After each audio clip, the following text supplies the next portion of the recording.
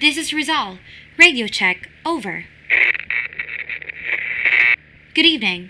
Thank you for listening to our resistance. I hope wherever you are safe. These are your dispatch notes for 0207-2031-1000. Message: 2 interviews and a statement. Message follows: 01, mangoes, southeast, and silence. This is Rizal at Charlie Victor 4. Do not answer. Out. Are you comfortable? Doesn't matter. Of course it matters, Chris. We're all human here. Stop calling me that. Stop calling you by your name? Get to the point. Mr. Castillo, then. I hope you're comfortable. I don't even know why I'm here. Of course you know why you're here. No, I don't. It's no secret what I've done, why I did it, and everyone knows how it ended. As far as I'm concerned, I'm just waiting to see what sort of punishment you'll give me. Exile? Execution? Nothing brings people together as effectively as a hanging. We're not going to kill you, Chris. That's not what we do in the Resistance, and you know it. This has nothing to do with punishment. We do have questions for you, because despite what you may think, there are some things that we want to clear up. Clear up what? What more do you need to know? Wasn't it enough that you escorted me and my sister like criminals when all I did was save them? When was the last time the Resistance saved someone who wanted to be saved? When was the last time the Resistance actually wanted to put down the monster we've created, to make way for something new, instead of just returning to the crap we've always known? I once believed in. It doesn't matter. None of this matters. I've saved them, and that's all that matters to me. Yes, you saved her. Your care for your sister is very admirable. However, there are people in our community that won't see her return as kindly as they should, and your cooperation would make sure that you both are far and away from these people that might jeopardize her miraculous return. Are you really blackmailing me? Threatening my sister for answers? You haven't even asked me anything yet. What I'm trying to say is to cooperate, Chris. There will be plenty of questions, and just answer them as honestly as you can. It's just you and me. You know me. How does that protect me from you and the Resistance? Do I get any special treatment? Do I get a lollipop and a kiss after we talk? Tell me, Sarah, what changes?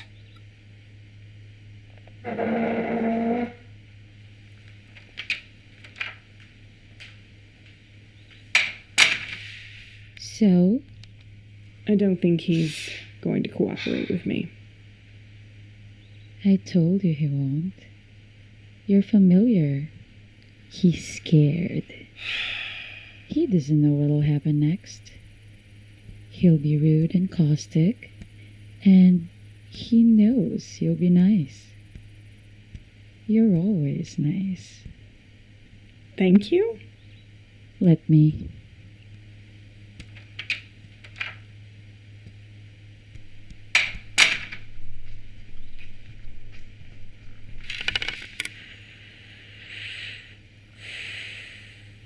And you are? Someone else, since you're not interested in a familiar face.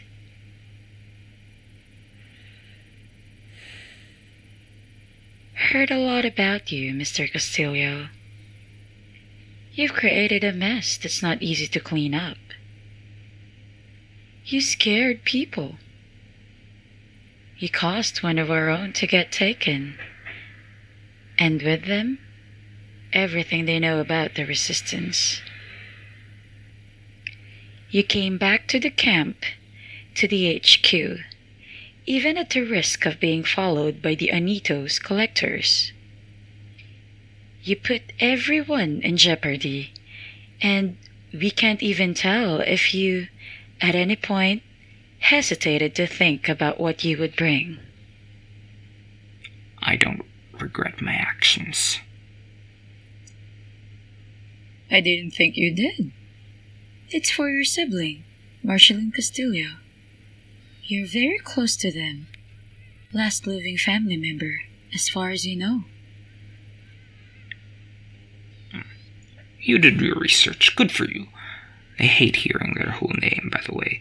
Just so you know. In case they're next. Not neutral enough. Well, I'm not going to interview them. And neither is Sarah. They're under a different kind of investigation, and not the sort that we do. No. No! They're not an experiment. Don't. Yet you brought them back here. What did you think would happen? I didn't. This is the safest place I know I could bring them. Safest we could go. Don't hurt them, please. I promise. They're not one of them anymore. They're safe. They're them. How do you know? I just do. There's a difference. I know, I just know. I can't explain it. And that's why we need to study them. Try and figure out what happened to them. What they remember. What they are now. A human being. They are all humans. They're not. I don't believe this. This is everything that's wrong with the resistance. This is it. Oh? No one remembers what is human. How to be human. We fight to be human, and yet people forget we need to be, and we just, for the sake of the cause. You doomed someone to be absorbed by its hive, to end up with the same fate as your sibling. If they didn't get away, you would have doomed your whole team. If you're not for us, then... This is not a game. There are no two factions. We're all just trying to survive and remain as we are, but what you think those who are taken are lesser? Because they got caught? Because they weren't lucky enough to escape fate? Some cursed program has decided that we can't be trusted with ourselves, that none of us could be trusted with our own autonomy, but here we treat them like there's something to study. You know what I learned? What I figured out about all of this? On that day, on the damn day they got taken, the resistance knew. The resistance decided those people weren't worth saving. You sacrificed them. Sacrificed Mark. And you didn't bat an eye.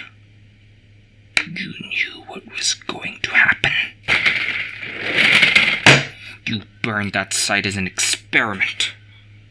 Don't you sit there and preach to me about dooming anyone. Everyone knew my sister is my whole world.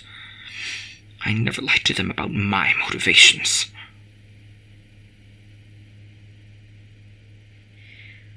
Well, Mr. Castillo, those allegations are certainly something. And I can tell that you believe in it wholeheartedly.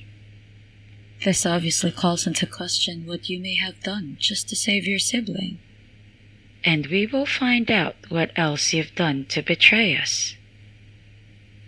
So, when you are less emotional, I'll start asking my questions and we'll figure these things out together. Shall we? Good morning, Marceline. Mark. It's just Mark. Are you a doctor? You could say that. What is this? What's going on? Do you know where you are, Mark? I'm at the HQ, the Resistance. Why am I in cuffs? Just a precaution, Ning. Just a precaution. I'm not one of them anymore.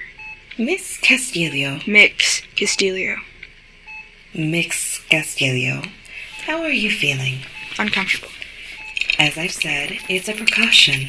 For safety. If it was, I think a guard at the door might work just as well. There is one. Oh. Good. And why am I handcuffed? We have some questions that we would like answered to help us with our study of Anito, the Taken, and its behaviors. What happened to you? Well, it's nothing more than a scientific miracle. We didn't even know that it was possible, and yet your brother just happened to stumble upon it. He's smarter than he looks. We don't doubt that. We don't doubt that at all. What is that supposed to mean? No, he didn't plan it. Didn't he tell you? You'd never... Betray the cause like that? Betray the resistance? You know that isn't true. Your brother will do anything for you. I wonder how far he went to do so. In any case, that is not the line of inquiry that I'm meant to pursue. As the only person to have ever come back from being taken, it's imperative that we study your case closely and carefully. And if I refuse? With or without your consent, it doesn't matter. Aren't you supposed to be the good guys? We want to find a way back to normal. To return our government, our civilization, our loved ones, back to what they should be. And you'll help us succeed. As far as I'm concerned, we are the good guys. Can I speak to your supervisor, please?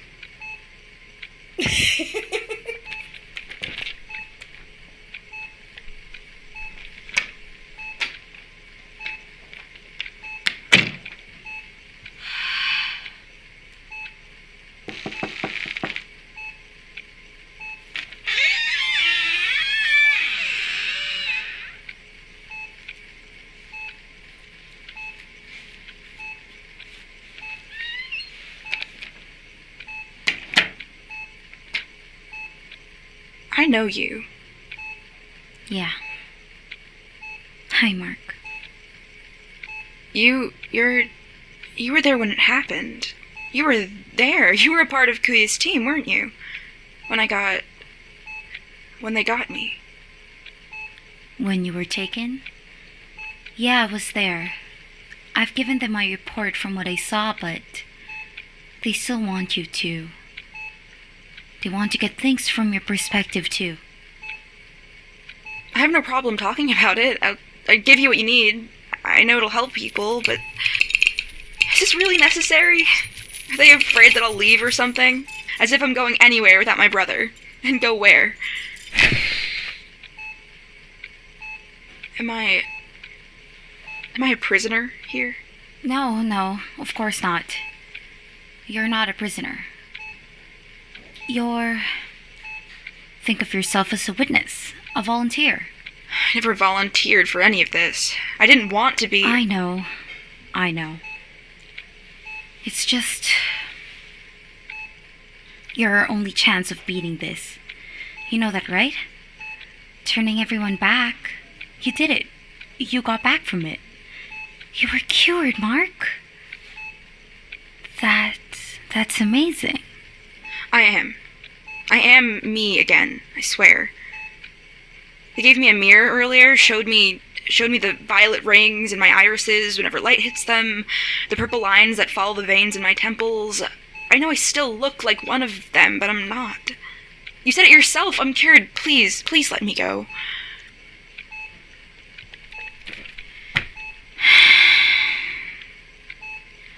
You know you'll get me in trouble for this? Put them back later then, just... Please, I've been trapped in hell while someone else uses my body for months, Hannah. Least you could do is let me move my hand by myself.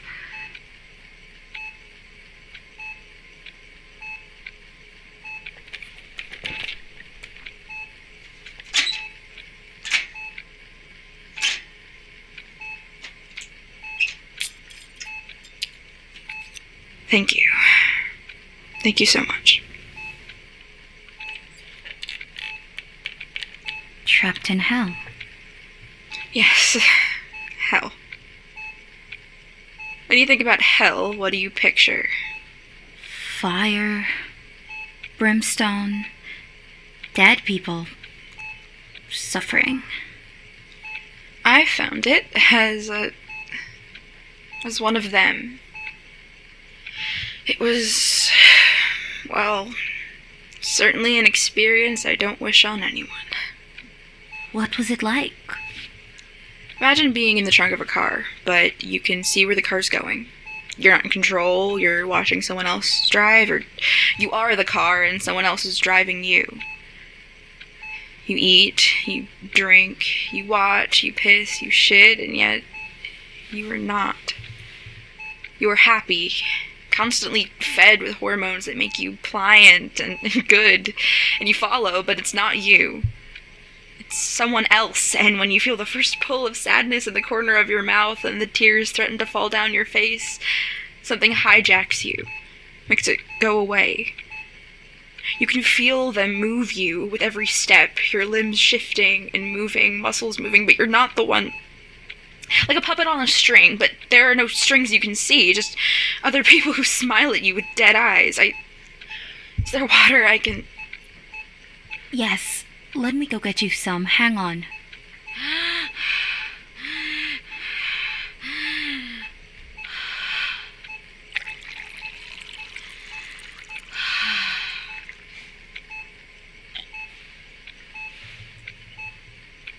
Thanks, it's not, I can't, this isn't easy. I know it's difficult, but I can just tell them for you if you want, to make it easier on you, so you don't have to explain all over again. Please, I don't think I could talk about it over and over again. You might have to answer more questions if they have them. No. But if I can, I think... Look, the scientist left their phone. It's recording. Might have left it on or something. Might be better this way, so you don't have to keep on... Yeah, that's fine. I don't care. I just can't do this over and over again. It's enough to relive it once. May I? All right. Okay. What do you mean, people with dead eyes? I was assigned a family. Those who don't have anyone with them, no blood relatives converted, we were put in family groups, mismatched and put together like puzzle pieces forced to fit. We would talk about our day, like a parody of a family comedy, a sitcom of sorts where the actors are all controlled by this hive mind. When they say something, it's like my mouth knew what to respond with before I did, so... I don't know where it got the ideas of who should be together, what needed to be done, how families interact. Hell, I try not to think about how the parents navigated their bedrooms. Maybe they slept like the dead. Arms at sides, eyes closed. I had a brother there, too. Jonah, his name was Jonah. I remember that we would play video games together, and there was no screaming or hollering, just stilted laughter, giggling, and friendly competition. I knew none of them. They didn't know me, but we were a family. Every time I did something with them, a warm feeling spread through me, forced on me like a fever that felt good. I was being rewarded for doing the right thing, even if I did not do the right thing. Something else did it for me. The scariest thing about it is it all felt right. Like, it was meant to be there, because of what it fed me, because of how wonderful and proper and stable it felt, and yet, you know that something's wrong. They're not my family, and yet... a part of me feels like they are, that they're still... And I left them there, and I know they're not... I didn't know them,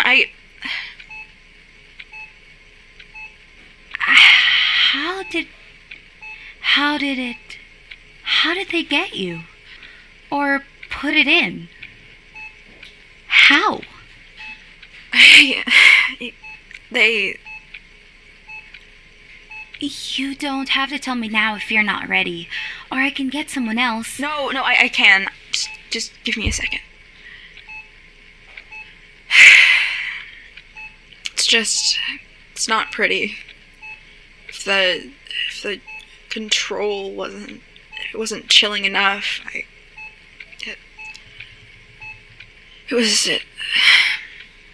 How long has it been since I had a bath? I don't know.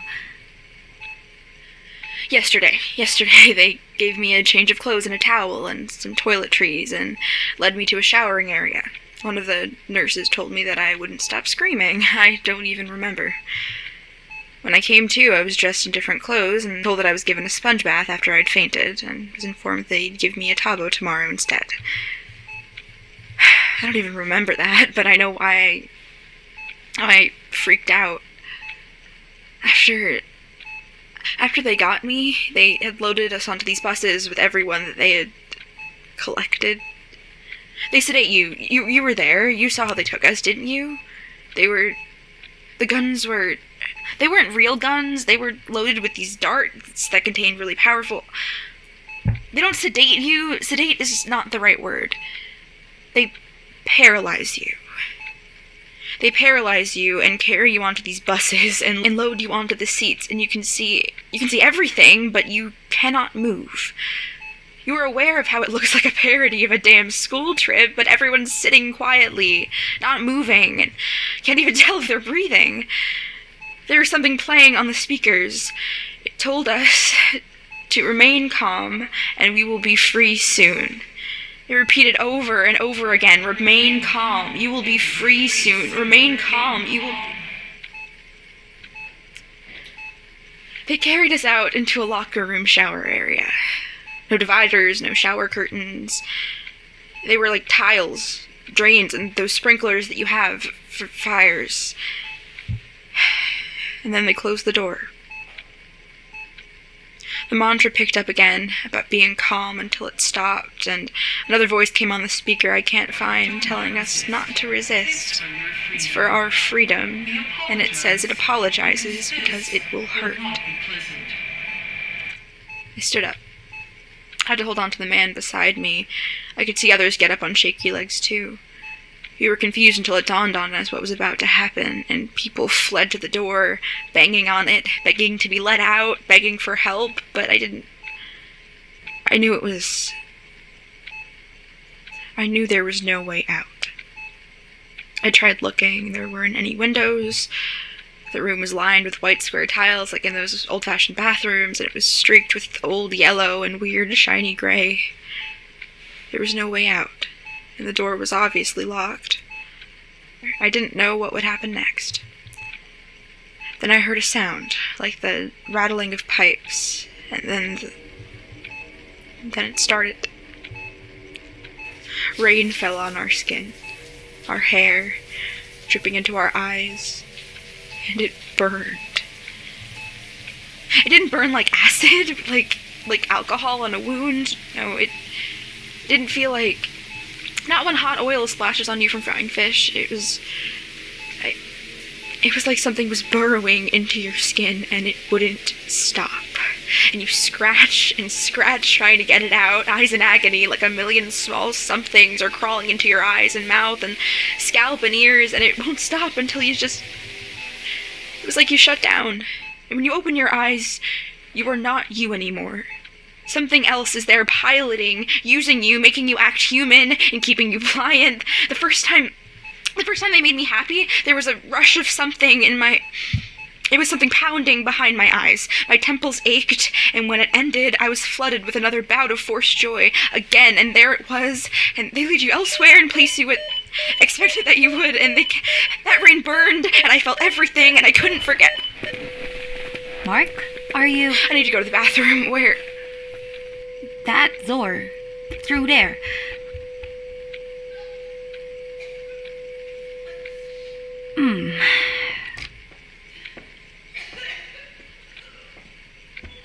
Here, have some water.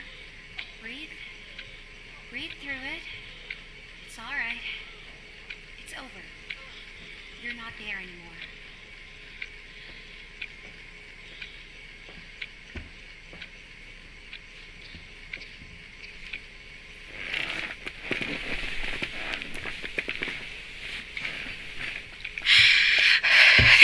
purple or side effects from the...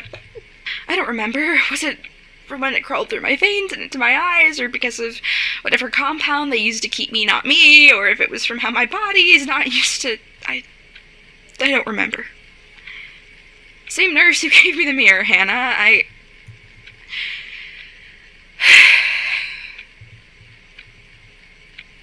I'm me. I'm me. I swear I'm me. I know the difference. We can't take the chance, Mark. We need to make sure. The scientists, they would study you, get blood samples, you'll be... Expected it. I'm a scientific marvel, after all. Just hope that we would at least be different from them. That at least we knew to ask for consent. But, alright then. Let's get to work. Just... Please don't cuff me again. I need to move. I need to be in control. And I can't ever have anyone take that from me again. Don't worry. We'll take care of you. Radio Check Podcast is created by J Castillo. Today's episode is written, produced, and co-edited by J Castillo, directed and co-edited by Rowan Hill, and developmentally edited by Evelyn Mara. Remember to check your radios and make sure you're always listening.